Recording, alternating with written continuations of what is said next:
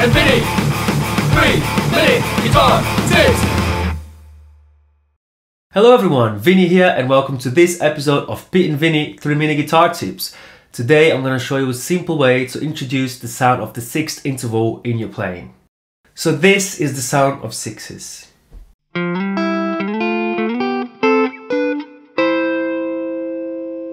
So obviously we've heard that sound many times in pop, rock, blues, country, to be honest, in any guitar music style. It's a super sweet sound that works like a charm, especially on guitar. So these sixth intervals are normally played between the 4th and 2nd strings, or the 3rd and 1st strings. So as you probably noticed, there are two possible shapes. The first one is the major shape, but you could also call it a straight shape, just like this. And the second shape is the minor shape, but we can easily call it the diagonal shape. So now when we follow the major or minor scale, because the way the notes are laid out on the guitar, some shapes will be straight and some shapes will be diagonal. So for a long time I knew what sixes were, but I could never understand how people could use them so quickly, especially when improvising. So how do you know which shape fits the scale around the neck? And even worse, how do you know how to play them in all different keys? So it turns out you don't actually have to memorize all the shapes around the neck for all different keys. Basically they always follow the same order, a bit like the tone-tone semitone formula for the major scale. So let's start with the major key. So for instance, if we're in C, what I like to do is to find this bar chord shape on the 5th string and start from there. So in this shape, here are your sixes. So as you can see, the first shape is straight. So the order is straight, diagonal, diagonal, straight, straight, diagonal, straight, and back to the octave.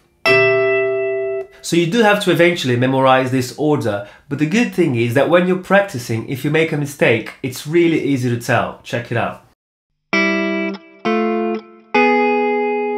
So the best thing to do here is just to play this sequence over and over again until your fingers get used to it, and then they'll naturally follow the right order.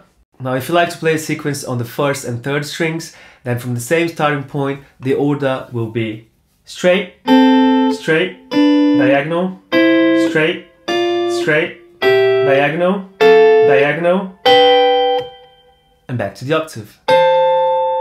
So if you need to change keys, all you need to do is find the new home chord of the key and go from there. So from E, your sequence would start from here.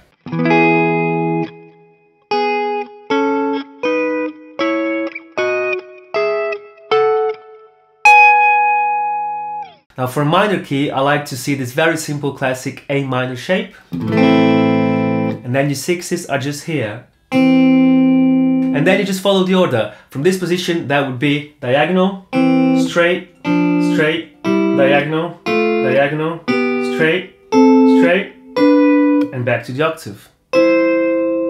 Now for the 1st and 3rd strings, from the same starting point, the order would be diagonal, diagonal, straight, straight, diagonal, straight, straight, and back to the octave. Changing keys is exactly the same, so if you wanted to start from D minor, that classic A minor shape would be here. So you start from there. One very important thing to point out is that both major and minor keys, they follow the same order. The only thing that changes is the starting point, just like the major and minor natural scales.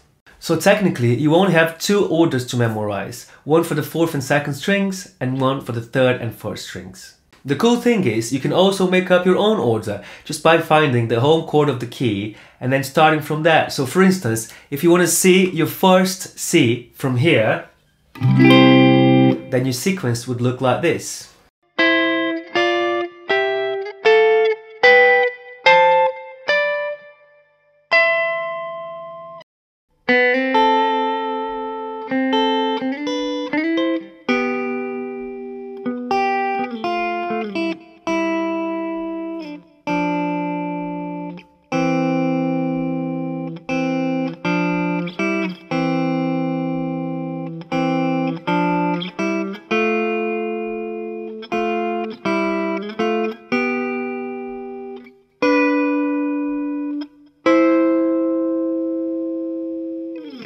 So there you go guys, thank you for watching this episode of Pete and Vinnie 3-minute guitar tips. If you enjoyed the video or if it helped you in any way, please give it a thumbs up and consider subscribing to the channel. Now, if you managed to use this tip in your playing, please let me know how it went in the comment section. See ya!